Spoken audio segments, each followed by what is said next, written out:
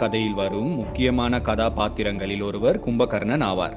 அசுர குலத்தை சேர்ந்த இவர் இலங்கை அரசனான ராவணனின் கடைசி தம்பி ஆவார். மிகப்பெரிய ராட்சச அளவிலான உடலையும் பெரிய கண்கள், பெரிய மீசை என்று பார்ப்பதற்கு மிகவும் பயங்கரமாக இவர் காட்டப்படுகிறார். கும்பகர்ணன் ஒரு வருடத்தில் 6 மாதங்கள் தூங்கிக் கொண்டே இருப்பார். இதற்கு காரணம் இந்திரனின் சூழ்ச்சியே ஆகும். தேவர்களின் தலைவனான இந்திரனுக்கு கும்பகர்ணனின் புத்திசாலித்தனத்தையும் வீரத்தையும் கண்டு பொறாமையும் பயமும் இருந்தது. எனவே கும்பகர்ணனை பழிவாங்க தக்க நேரத்தை எதிர்பார்த்து காத்து கொண்டு இருந்தான். ஒரு தடவை கும்பகர்ணன் பிரம்மாவை நோக்கி ஒரு பெரிய வேள்வியையும் தவத்தையும் செய்தார். கும்பகர்ணனின் யாகத்தை கண்டு மகிழ்ந்த பிரம்மன் கும்பகர்ணனிடம் என்ன வரம் வேண்டும் என்று கேட்கிறார்.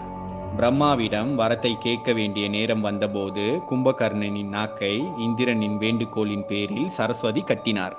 இதன் காரணமாக இந்திராசனம்